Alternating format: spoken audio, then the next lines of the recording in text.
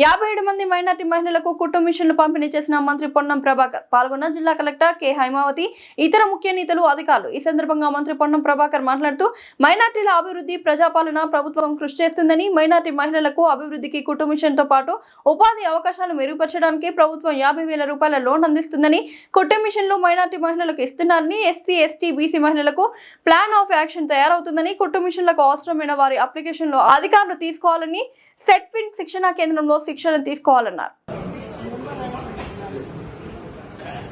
సోదరి మహిళలకు కుటుంబ మిషన్ల పంపిణీ కార్యక్రమానికి విచ్చేసినటువంటి గౌరవ స్థానిక శాసనసభ్యులు మరియు రాష్ట్ర కుటుంబ మిషన్లు అంటే మన యొక్క స్వయం ఉపాధి సొంత కాలంపై నిలబడి స్వయం ఉపాధి పొందాలన్న ఉద్దేశంతో తెలంగాణ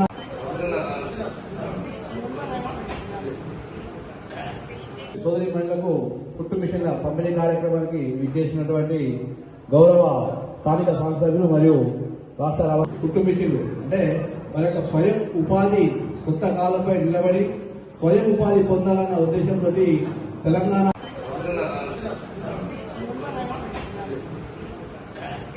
సోదరి మహిళలకు కుటుంబ మిషన్ల పంపిణీ కార్యక్రమానికి విచ్చేసినటువంటి గౌరవ స్థానిక శాసనసభ్యులు మరియు రాష్ట్ర కుటుంబ మిషన్లు అంటే మన యొక్క స్వయం ఉపాధి సొంత కాలంపై నిలబడి స్వయం ఉపాధి పొందాలన్న ఉద్దేశంతో తెలంగాణ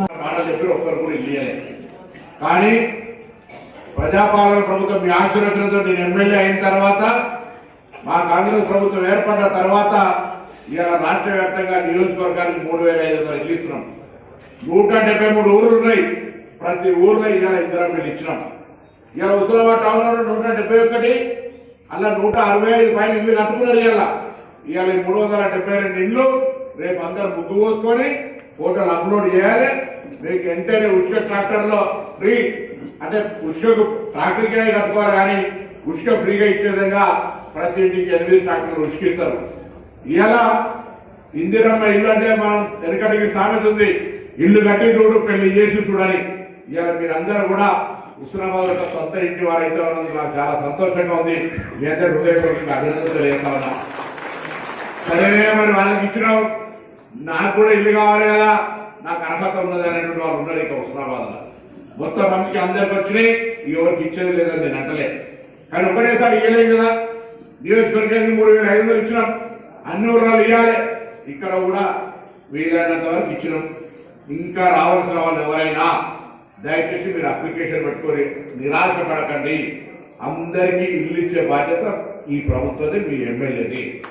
నేను ఇక్కడ ఎవరైనా మీటింగ్ రాకుండా మీ ఇంటి పక్కన చుట్టుపక్కల అర్హత ఉండి ఇల్లు రాలేదని బాధపడే వాళ్ళకి ధైర్యం ఇవ్వండి.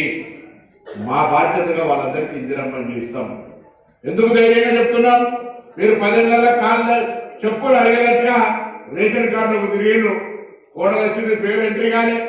పిల్లలు పుట్టిన పేర్లు ఎంట్రీ కాలే. కొత్త రేషన్ కార్డు రాలే. పిల్లలు వేరే పడ్డారు, రేషన్ కార్డు లేదు. కానీ ఇవాళ మీ అందరికీ కొత్త రేషన్ కార్డులు వచ్చినాయా రాలేదా? సన్న బియ్యం ఇస్తున్నామా లేదా? గతంలో బియ్యం తినే పరిస్థితి లేదు, ఇవాళ సన్న బియ్యం ఇస్తా ఉన్నాం.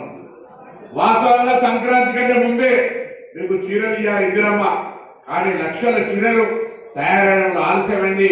ఇవాళ ఇప్పుడు కొంతమందికి ఇక్కడ చీరలు ఇస్తాం. 2 రోజుల్లో అక్క మహిళా సంఘం తరఫున ప్రతి ఇంటికి వచ్చి మీకు 18 ఏళ్ళు పైబడితే చాలు. మహిళా సంఘాలు ఇల్లు కూడా దుష్ప్రచారం చేస్తారు. అరే మహిళా సంఘాలకి ఇస్తారట, అట్లా కాదు. హుస్నాబాద్ లో ఉన్నటువంటి ప్రతి ఆడబిడ్డకు 18 ఏళ్ళు పైబడితే ఆ అవ్వకు ఇందిరమ్మ చీర వస్తుంది. దయచేసి అర్థం చేసుకొని ఎక్కడ కూడా వేరే తప్పు చేస్తే ఇనకండి. ఇందిరమ్మ చీరే, ఇందిరమ్మ ఇల్లు, రేషన్ కార్డు, ఇలా 1,03,00,000 రూపాయల వడ్డీ లేని రుణాలు హుస్నాబాద్ లో ఉన్న మహిళలకు 3,520 మందికి ఇస్తా ఉన్నాం. ఇలా అదేవిధంగా వడ్డీ లేని రుణాలతో పాటు ఇక్కడ మహిళలు స్వయంగా వాళ్ళ కాళ్ళ మీద వాళ్ళు నిలబడాలి, ఉపాధి పెంచుకోవాలని ఎదురుగానే మున్సిపల్ కాంప్లెక్స్ లో సెటిల్మెంట్ ట్రైనింగ్ సెంటర్ పెట్టించిన. దయచేసి మగ్గం నేర్తారా, బ్యూటిఫికేషన్ నేర్తారా, ఇంకా ఏం పని నేర్చుకుంటారో ఆ పని ట్రైనింగ్ తీసుకోండి. 3 నెలల తప్పకుండా మీరు మీ ఇంట్లోనే ఆ పరిశ్రమ లాగా పెట్టుకొని ఉపాధి దొరికే విధంగా నేను మీకు సహకారం చేస్తా. ట్రైనింగ్ తీసుకోండి. ఇంట్లోనే వడ్డీ కూర్చోలే కంటే ఎవరికైనా శక్తి ఉండి చేయగలిగితే ఆ షెడ్యూల్లో ట్రైనింగ్ తీసుకొని మీరు ఆర్థికంగా ఎదగడానికి ఉపయోగపడదు. అన్ని బాగానే ఉన్నాయి, ఆరోగ్యం బాగాలేదు, నడుము నొస్తుంది, కడుపు నొస్తుంది, తలకాయ నొస్తుంది అంటారు. కానీ నేను చెప్తే మాత్రమే నడుస్తారు. ఆ ప్లాస్టిక్ ప్లేట్ తినద్దని చెప్తున్నారు. ప్లాస్టిక్ ప్లేట్ బంద్ చేయాలి నుంచి. అందుకే 20 సంఘాలకు, మహిళా సంఘాలకు హుస్నాబాద్ 13 రకాల వస్తువులతో స్టీల్ ప్లేట్ ఇచ్చినాం.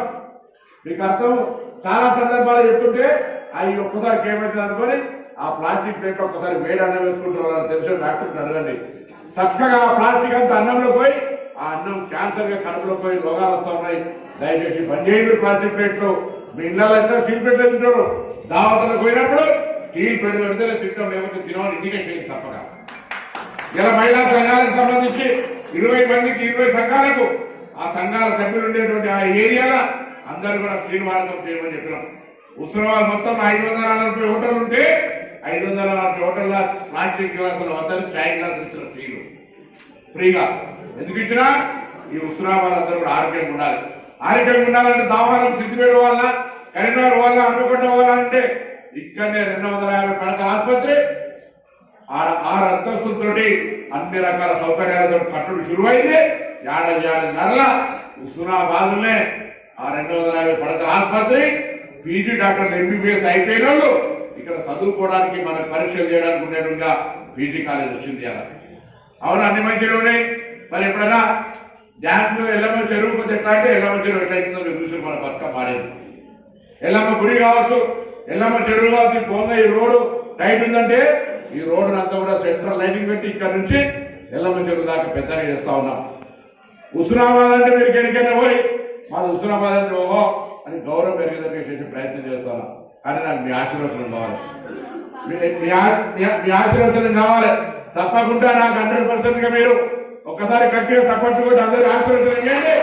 మీకు ఇంకా కూడా హుస్నాబాద్ ఇప్పటికే ఇంజనీరింగ్ కాలేజ్ తీసుకొచ్చినాం. కరీంనగర్ రాను 4 రోడ్ల ఏర్పాటు చేసుకొస్తా ఉన్నాం. ఇవాళ ఎక్కడైనా